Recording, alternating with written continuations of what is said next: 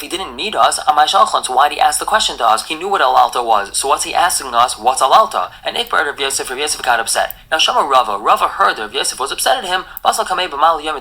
He came to him Erev Yom Kippur, wanted to ask him for forgiveness seemingly.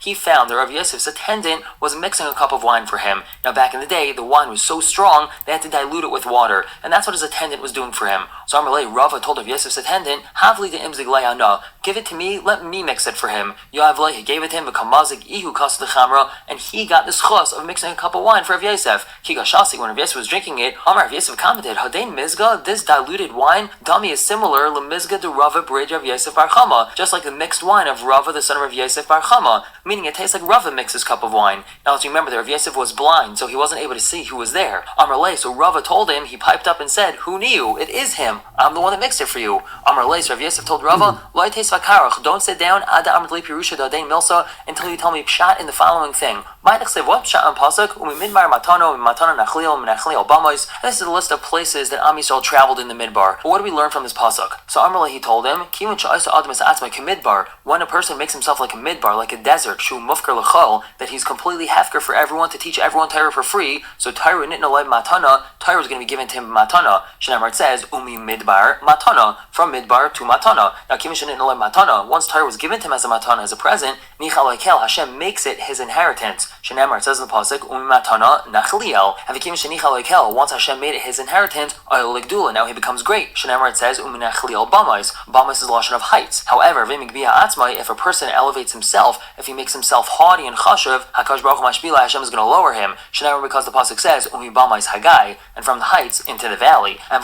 not only that, el sheshaykin oisei bakarka, they make him sink into the ground. Shnamar says in the pasuk v'nishkaf al pnei hayishimain. Now literally the word v'nishkaf al pnei hayishimain means an overlooking the surface of the wilderness. However, the word v'nishkafa is related to the word v'nishka, which means to sink into the wilderness. However, if a person is chayzer from his haughtiness, Hakadosh Baruch Hu magbiyai, Hashem is going to lift him back up again. Nun haman beis on top shenemar, because the pasuk says, Kol gei yinaseh, every valley he's going to elevate and lift up. And then you have a brisa which is similar to Reb Meir's opinion in our Mishnah. Hanodim and Dagon, if a person went in nether from Dagon, asur af b'pal mitzri yavesh, he's also not allowed to have dried pal mitzri. Umutter balach, he is allowed to have fresh. Umutter ba'aris, he's allowed to have rice because that's not midgan, it's not piled. He's also allowed to have bechilka, betargis, betisni. And this is wheat kernels broken up into 2, 3, or 4 parts. The Resnik continues, Hanodim in Paris Hashana, if a person made a nether from the fruits of the year, also b'chol Paris Hashana, he's not allowed to have any fruit that grew that year. However, umutter begadim, ubetalim, he's allowed to have goats and lambs, ubechalav, ubebeitzim, milk and eggs, ubegazalais, and young birds. However, Vim Amar, if he said, Gidule Shana alai, that which grew this year, that which grew up this year is asr to me, so then asr bekulan, he's not allowed to have any of these things. Hanodim in Paris Haaretz, if a person made a nether from Peiros Haaretz, asr b'chol Paris Haaretz, he's not allowed to have any Paris of the ground,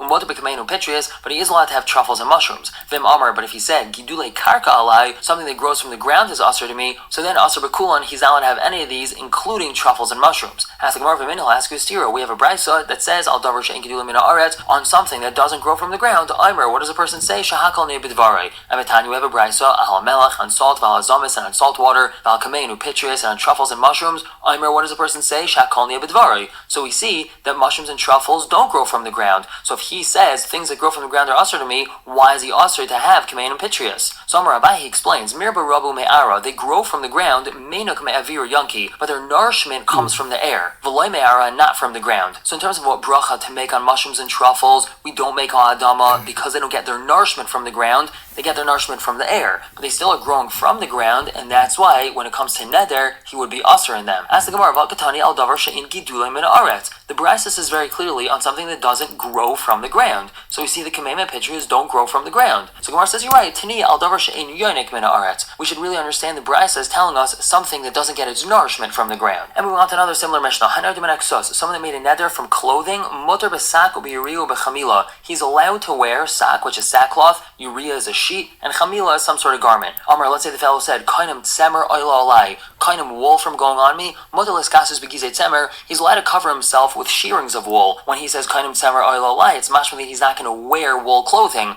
but it's not mashma that he's including sticking wool shearings on him. Furthermore, let's say a person says, pishtan oila alai, flax is not going to go on me, mutar l'eskasus b'nitze pishtan, he's allowed to cover himself with pieces or rods of flax. Now Rabbi Yehuda, he says simply, Hakol Fiyah Neder, everything has to do with the person making the neder, meaning everything is contextual. What's a context of his neder. Ta'an v'hizia. He's carrying a whole load of something and he's sweating because of it. Ba'irecha kasha, and it smells terrible. Amar, then the fellow says, Kainam semer pishtam oilo alai. So mutalas kases, he's allowed to wear woolen linen clothing if he wants, but he's just not allowed to throw it behind him. He's not allowed to carry it as a load. Clearly, the reason why he made this neder is because the load was so bothersome, so he said, Semer and Pishtim is not allowed to be oila on me. And so he obviously wasn't talking about clothing. And now the Gemara says, Tanya, we have a brayzer.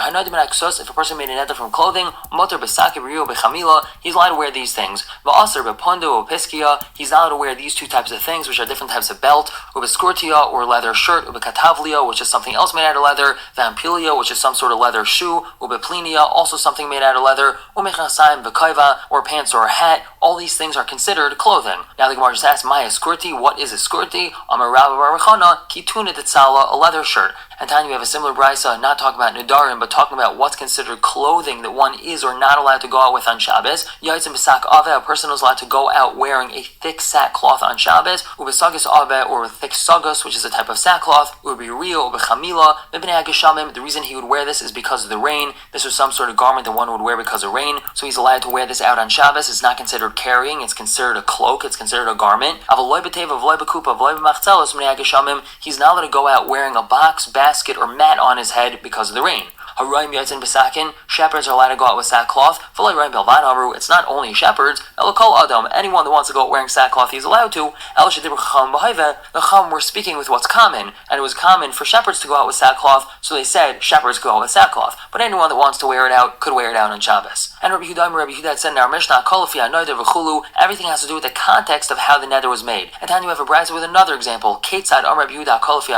What's an example of a case where Rabbi Huda said everything has to do with the context? Let's say a person's wearing a wool garment, and it's very uncomfortable for him. Then he said, so Asr Lilbash, he's not allowed to wear wool clothing, but he's allowed to carry wool. Obviously, based on the context of the situation, he wasn't talking about carrying wool. Let's say Haya Pishtan, he was carrying Pishtan, he was sweating, and he said, so he's allowed to wear flax, he's allowed to wear linen, but he's not allowed to carry it. Everything has to do with the context. We're going to stop here for the day, pick up tomorrow with a brand new Mishnah. For now, everyone should have a wonderful day.